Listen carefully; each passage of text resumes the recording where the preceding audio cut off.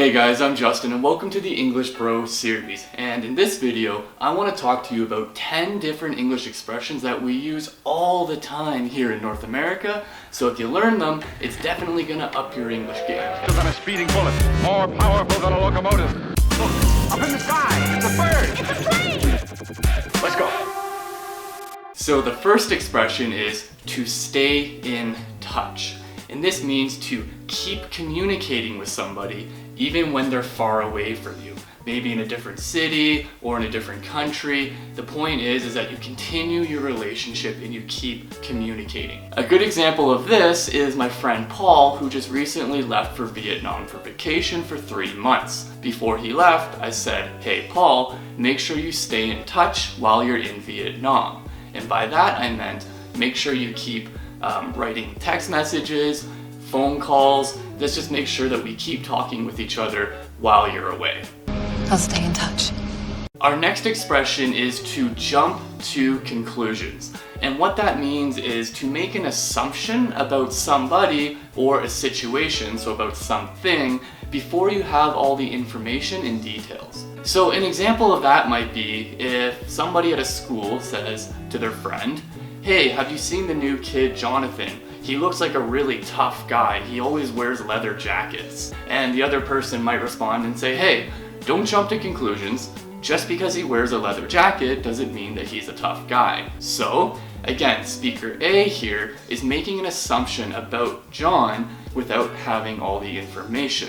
So you would say that he or she is jumping to conclusions. She's jumping to conclusion. Alrighty, and our next expression is to sleep on it. And this means to take some time before making a decision. Usually it means to take at least a couple of days in most instances, but depending on the context, it could just mean take 5 or 10 minutes to think it over. A good example of this might be if I say to my friend Adam, hey, do you want to come with me on vacation to South Africa over the summer? His response might be, oh, I'm not quite sure yet, I might. And so I might say back to him, that's okay, you don't need to answer right now, sleep on it and let me know what you think later. Sleep on it. And our next expression is, what a small world. And there's 2 different ways to use this. The first meaning is, for example, if you meet somebody or you run into somebody that you know in a very unexpected environment. So for example, while I was in Russia, I ran into a couple of school teachers who were there on vacation from my hometown back in Canada. So when we ran into each other and we realized that we were both from the same city back in Canada, but we met up with each other in Russia, our first expression was, oh wow, what a small world. Small world.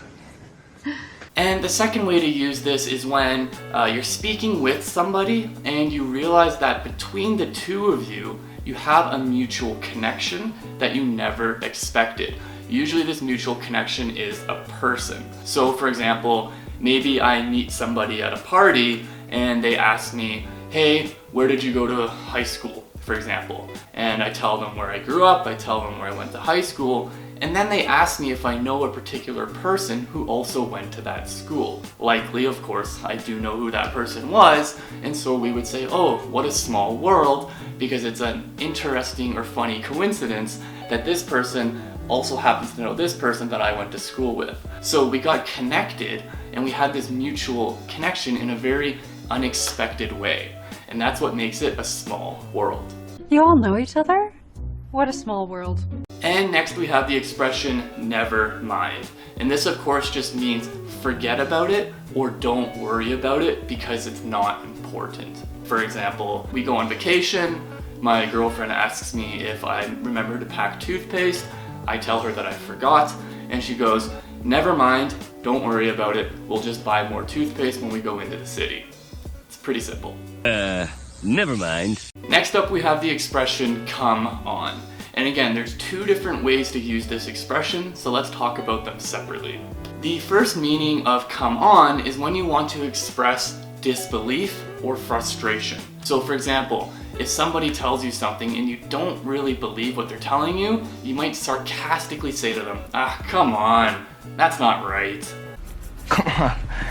So there's a very sarcastic undertone to that when you're expressing disbelief because you don't believe what that person is telling you.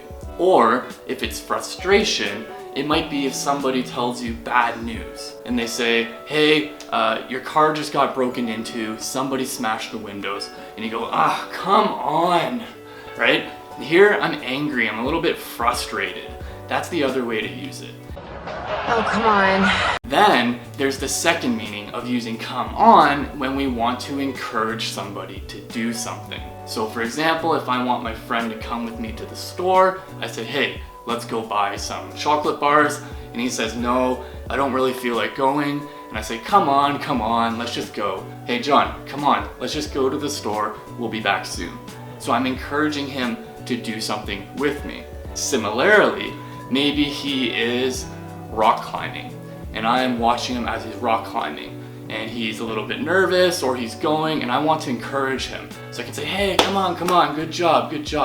Come on. Next we have the expression, it slipped my mind.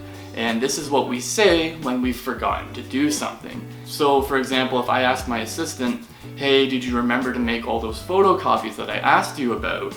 And she might say, oh shoot, sorry, it slipped my mind, I'll go do it right now. That means, shoot, sorry, I forgot to do it, but I'll go do it now for you. The important thing to remember with this expression is that you can also say, it completely slipped my mind or it totally slipped my mind. And that's just adding a little bit more emphasis to your expression to make it a little bit stronger. But of course the meaning is still the same. Totally slipped my mind. And next we have the expression, I owe you one. And this is an expression that we say when we feel like we need to repay somebody for a favor that they did for us. So for example, if I go to my friend John and I say, hey John, I lost my soccer ball. Can I borrow yours? He might say, sure, no problem. And then I'll respond, great, thanks so much, I owe you one. Meaning, I owe you a favor, is what that means. I owe you one. Our next expression is to hang in there. And this is something that we say to somebody when they're facing a prolonged, difficult situation, usually with multiple obstacles. So a good example of this would be a friend of mine is trying to find a job. And she keeps giving her resumes to different workplaces, she keeps applying for different positions, but she's always getting turned down. So I might say to her, hang in there, meaning keep going, keep trying, don't give up, hang in there. You're going to find a job soon enough, I'm sure of it. Hang in there. And lastly guys, we have the expression, it's up to you. And this is a really simple expression that says, I don't want to make the decision or I don't care about making the decision. It's your decision to make. So if I really don't have a strong opinion about a decision or about the outcome or what we do, I might tell the other person, it's up to you. It's your decision to make. So for example, if my girlfriend asks me, hey, what movie do you want to watch tonight? I might say, it's up to you, I really don't care. It's up to you. So guys, that's it for this video. I really hope you enjoyed watching. And yes, these 10 expressions are ones that we use all the time over here in North America. So make sure you get them down, make sure you master them, because it is going to skyrocket your spoken English and how well you understand native speakers. So that's all for now. Again, I'm Justin, and thanks for watching.